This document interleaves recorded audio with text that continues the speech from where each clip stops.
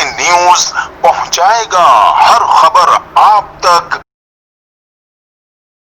अल्लाहवाला town में plot number 31/20/1375। अल्लाहवाला town में builder mafia की लापरवाही उरूज पे SPCA की जानिब से रिश्वत का बाजार गर्म। एक तरफ बिल्डिंग गिराने का काम, दूसरी तरफ SBCA की जानिब से बिल्डिंगों का काम जारी। सिविल सोसाइटी की जानिब से माफिया के खिलाफ पीर वाले दिन हाई कोर्ट में पिटीशन दाखिल करने का ऐलान। सिंध हुकूमत के वजीर मुशीर करप्शन में मसरूफ कोरंगी के इलाके अल्लाहवाला टाउन में SBCA की जानिब से बिल्डिंगों को नोटिस देने के बाद काम बंद करवाया गया। भारी रिश्वत लेके SBCA ने काम कराने की इजाजत दी। क्या SBCA कौन सी कानून की ताकत रखता है जिसको कोई भी कानून इदारा नेब एंटी करप्शन वजीर मुशीरों के लिए।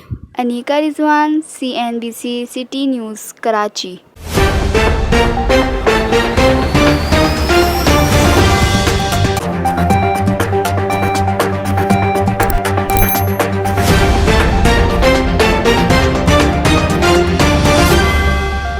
CNBC सिटी न्यूज पहुंचाएगा हर खबर आप तक।